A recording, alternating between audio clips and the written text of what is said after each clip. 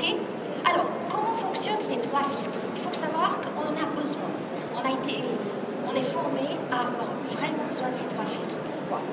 Au niveau réalité, monde, ce qui nous entoure, il y a 2 millions d'informations qui nous arrivent par seconde. Vous vous rendez compte? 2 millions d'informations, ce qu'on appelle des morceaux d'informations.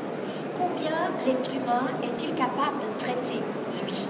D'après vous, allez-y, c'est un jeu. Qu'est-ce que vous diriez? Oui, vous, c'est pas grave, il n'y a pas de point. L'idée? Petite idée? 20, 25, 10, qui c'est qui a dit 10? Voilà, alors on arrive très bien, vous êtes très proche. Entre 5 et 10, vous étiez très proche. Là, vous aurez dû jouer parce que... Alors, comment vous dire ça? C'est entre 7 plus ou moins 2. Vous pouvez retenir au niveau des morceaux d'information 7 plus ou moins 2. Ça veut dire que si vous êtes en pleine forme, vous allez retenir 9 morceaux d'information. Vous allez pouvoir les traiter, pas forcément retenir, mais les traiter. Et si vous n'êtes pas en forme, si vous êtes fatigué aujourd'hui, bah peut-être vous allez retenir que 5. C'est quoi ces morceaux d'information? Peut-être vous êtes connecté maintenant avec le son avant. Et vous êtes peut-être probablement connecté avec le contenu, je l'espère.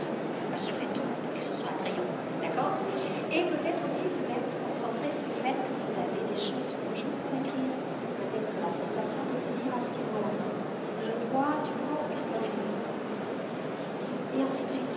Il y a certaines choses que vous n'êtes absolument pas consciente. Vous ne prêtez même pas attention. Ben, en tout, ces morceaux-là d'information, il y en a 2 millions.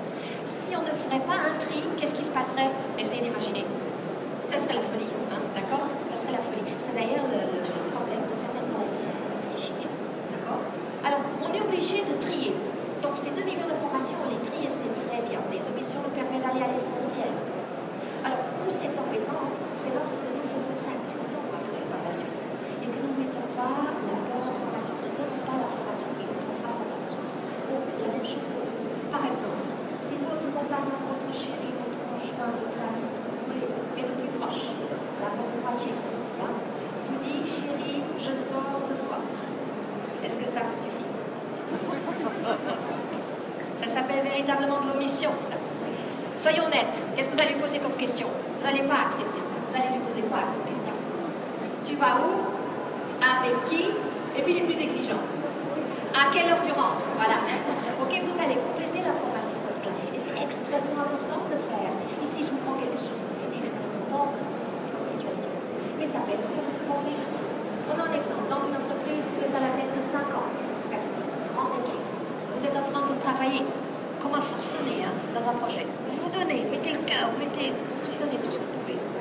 Vous avez présenté le plan à l'équipe. Vous avez ménagé tout ça. Vous avez beau faire des petits fruits à la fin et tout, histoire de mettre un peu de douceur dans ce grand changement. Et le lendemain, une des personnes de l'équipe vient vers vous et vous dit, tu sais, on n'est pas très d'accord avec ce changement. En règle générale, si vous êtes très pris par votre changement, vous oubliez de poser une question extrêmement importante. Laquelle?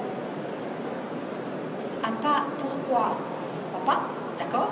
Mais encore plus important, qu'est-ce qui nous intéresse sur une équipe de 50, le fait qu'une dise on n'est pas d'accord? Qui ont? D'accord? Et peut-être si vous appréciez et si vous commencez à savoir détecter lorsque les gens font des émotions quand ils vous parlent et que vous posez la question, mais au fait, François, dis-moi, qui ont? Moi et Jean-Jacques, ça change tout sur une équipe de 50. Mais si vous avez interprété que le mot c'était toute l'équipe, il y a de fortes chances que vous ne soyez pas bien à ce moment-là. Donc voyez l'importance de valider, de s'intéresser. Ce que je vous parle là, c'est un modèle. Je ne pourrais pas partager plus de temps avec vous. Il me faut 2 jours en séminaire pour pouvoir vous l'apprendre. Ce modèle-là, on l'appelle le métamodèle. Vous savez, c'est un modèle, c'est un barbare. On s'y habitue, j'assure, on s'y habitue. Parce que l'important, c'est de savoir l'utiliser par la suite. Et il est composé de 14 questions qui permettent de passer de la structure surface à la structure profonde, qui permettent de s'intéresser aux gens, de qu'est-ce qu'ils vous disent, et surtout, comment ont-ils organisé l'information pour arriver à cette conclusion-là. Lorsque les gens ils vous parlent avec les « il faut », ça vous arrive de vous dire « il faut »,« je dois », non, pas vous, ah les copains, d'accord, ne faites pas ça. Si, supposons que ça vous arrive. Qu'est-ce qui se passe quand on dit « il faut » Comment vous sentez? Essayez de le vivre dans votre corps. Qu'est-ce qu'il y a? Une obligation. Il y a même une tension musculaire, hein, si on essaie de la sentir. On est emprisonné à l'intérieur. Ce serait tellement plus simple de dire je choisis. Et d'ailleurs, comment vous dire ça? Quelle serait la question à poser? Vous ne la savez pas, je vais vous la donner. C'est qui t'oblige? Qu'est-ce qui t'oblige? Et ça, c'est une question qu'on peut se poser à nous-mêmes. Qu'est-ce qui m'oblige à faire ceci ou cela? Qu'est-ce qui fait que je pense ne pas avoir le droit de choisir? Ben, cette manière d'organiser la formation vous dit beaucoup sur vous et votre façon de fonctionner et d'apprendre. Ok? Jusque-là, est-ce que vous avez des questions? J'aimerais vous partager avec vous, j'espère qu'il n'y en a pas beaucoup de gens qui étaient là hier. Dites-moi s'il y avait quelqu'un qui était là hier. Je vous ai connu? Non? Ah ben c'est formidable, comme ça vous n'allez pas vous ennuyer. J'ai quelque chose qui était tendre avec moi. Il n'est pas là, mon ordinateur. C'est un enregistrement d'un petit garçon qui a 5 ans. Et dans cet petit enregistrement qui dure 2 minutes et quelques, vous allez le voir passer, il va vous parler d'un thème qu'un enfant de 5 ans normalement ne devrait pas tellement s'y intéresser.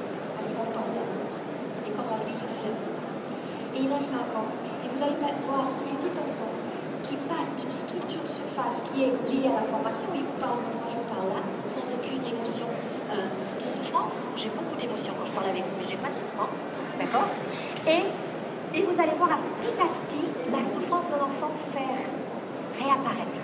Et vous voyez vraiment ce que je vous dis là, de comment passer de la structure surface à la structure profonde. Ça vous dit, vous êtes assez curieux maintenant pour l'entendre?